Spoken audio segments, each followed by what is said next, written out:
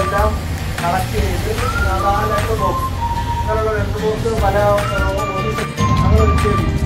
എന്നിട്ട് വൈകുന്നേരം ആകുമ്പോൾ ഇതെല്ലാം കളക്ട് ചെയ്തിടാവുന്നതാവും. അതെല്ലാം കളക്ട് ചെയ്ത് ആ ബോക്സുകളിൽ നിന്ന് കളക്ട് ചെയ്ത് ഇതാത് പോസ്റ്റ് ഓഫീസിൽ എത്തിക്കുന്നു. എന്നിട്ട് ഇതെല്ലാം അതാത് അഡ്രസ്സിലേക്ക് ഏതൊക്കെയാണ് കിട്ടേണ്ട അഡ്രസ്സ്. ഇതിപ്പം കടപ്പാക്കടയാണ് ഒരഡ്രസ്സ് കോഴികളെയാണ്.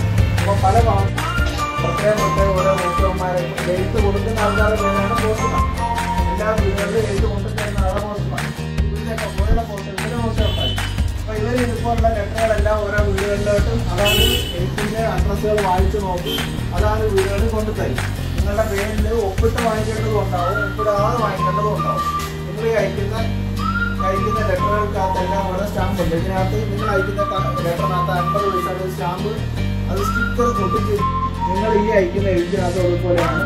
ഇത് ഇവിടുത്തെ 2 സ്റ്റാമ്പുകളാണ്. 50 പൈസ 2 സ്റ്റാമ്പുകൾ. ഇത് 2 കൃത്യമായ രീതിയിൽ ഇവിടെ ചെയ്യുന്ന ആ ജോലി ജീവനക്കാരി കൃത്യമായി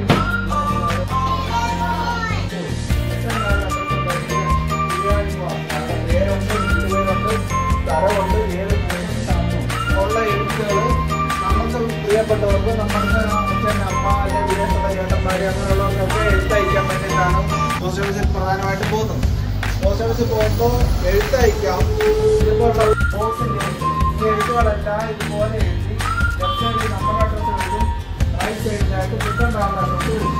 ആ വിലാസം എഴുതി കഴിഞ്ഞിട്ട് നമ്മുടെ എല്ലാ ലെറ്ററുകളും ആ ബോക്സിലാണ് എഴുതുന്നത്. അതിൻ്റെ പേരാണ് ലെറ്റർ ബോക്സ്.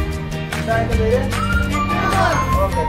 ആ ഈ ബോക്സുകളിലാണ് എല്ലാ ദിവസവും